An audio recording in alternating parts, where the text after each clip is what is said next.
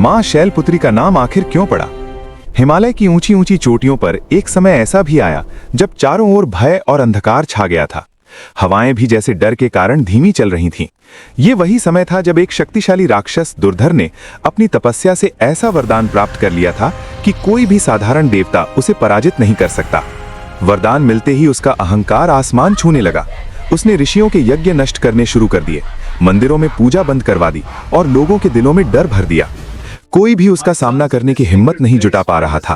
तब भयभीत देवता और ऋषि एक साथ इकट्ठा हुए और उन्होंने निर्णय लिया कि अब केवल एक ही शक्ति उन्हें बचा सकती है, पर्वतराज की पुत्री मां शैलपुत्री।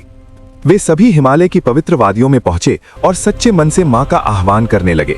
उनकी प्रार्थनाएं इतनी गहरी और सच्ची थीं कि पूरा वातावरण दिव्य ऊर्जा से भर गया। अचानक वहां एक तेज प्रकाश प्रकट हुआ, जैसे सूर्य स्वयं धरती पर उतर आया हो, और उस प्रकाश के बीचों बीच मां शैलपुत्री का दिव्य रूप प्रकट हुआ। उनका चेहरा शांत था, लेकिन उनकी आंखों में असीम शक्ति चमक रही थी। एक हाथ में त्रिशूल, दूसरे में कमल, और उनका वाहन वृषभ गर्व से उनके साथ खड़ा था। उन्होंने देवताओं की ओर देखा और मधुर स्वर में कहा, डरो मत, जब तक मैं हूं अधर्म कभी जीत नहीं सकता। मां शैलपुत्री सीधे दुर्धर के सामने प्रकट हुई। राक्षस ने उन्हें देखकर जोर से हंसी उड़ाई। एक स्त्री मुझे चुनौती देने आई है? लेकिन उसकी हंसी ज्यादा देर तक नहीं टिक सकी। जैसे ही उसकी नजर मां की आंखों से मिली, उसे अपने अंत का आभास होने लगा। फिर भी अपने अहंकार में उसने युद्ध का ऐलान कर दिया। युद्ध शुरू हुआ। धरती कांपने लगी, आकाश में बिजली चमकने लगी और हवाएं तूफान बनकर गरजने लगी।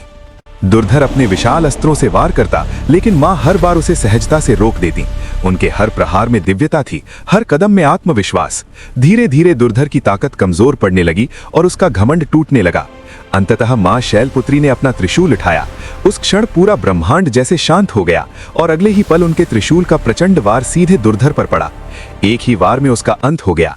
जैसे ही राक्षस धरती पर गिरा, चारों ओर शांति फैल गई। आकाश से पुष्प वर्षा होने लगी और देवताओं के चेहरों पर राहत की चमक लौट आई। देवताओं और ऋषियों ने झुककर मां को प्रणाम किया।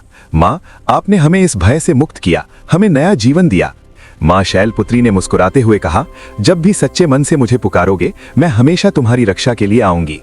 उस दिन के बाद से मां शैलपुत्री को केवल पर्वतराज की पुत्री के रूप में नहीं, बल्कि साहस, रक्षा और अडिग शक्ति की देवी के रूप में पूजा जाने लगा। उनकी ये कथा हमें याद दिलाती है कि चाहे अंधेरा कितना भी गहरा क्यों ना हो, सच्ची श्रद्धा और विश्वास के साथ की गई प्रार्थना हमेशा एक दिव्य शक्ति को जगाती है, और वही शक्ति हमें हर संकट से बाहर निकालती है। अगर आपको ये कहानी पसंद आई हो तो मां शैलपुत्री का आशीर्वाद पाने के लिए कमेंट में जय माता दी जरूर लिखें और एक लाइक जरूर करें।